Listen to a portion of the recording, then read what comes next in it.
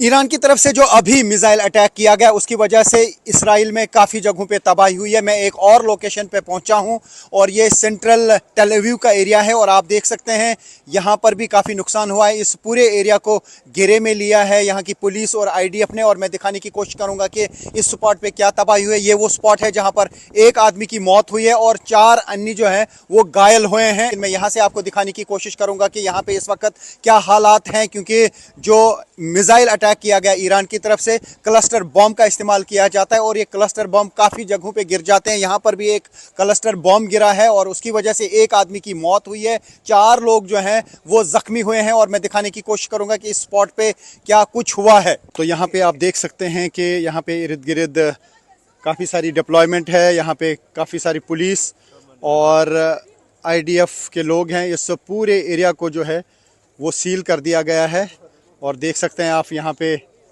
काफ़ी ज़्यादा तनाव देखा जा रहा है, क्योंकि यहाँ पे एक आदमी की मौत हुई और बताया जा रहा है कि कई लोग जो हैं वो यहाँ पे घायल हुए हैं। और यहाँ पे अब टीमें लगातार पहुँच रही हैं, रेस्क्यू ऑपरेशन की टीमें, वॉलंटियर्स, आईडीएफ और इजरायली पुलिस यहाँ पे पहुँच रही है अभी। और इस पूरे एरिया को देख सकते हैं आप किस तरीके से बंद कर दिया गया है और ये देखा जा रहा है जिस तरीके से लगातार जो है अटैक्स किए जा रहे हैं।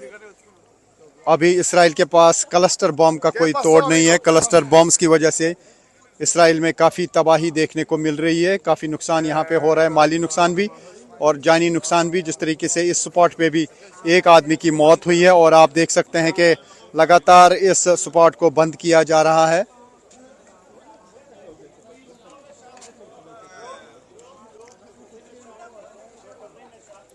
और ये पूरा एरिया जो है ये मैं दिखाने की कोशिश करूंगा। यहाँ पे इस पूरे एरिया को बंद कर दिया गया है। ये एक साइड जो है एंट्री यहाँ पे बंद कर दी गई है, एग्ज़िट पॉइंट भी बंद कर दिए गए हैं और ये पूरा एरिया मैं दिखाने की कोशिश करूंगा।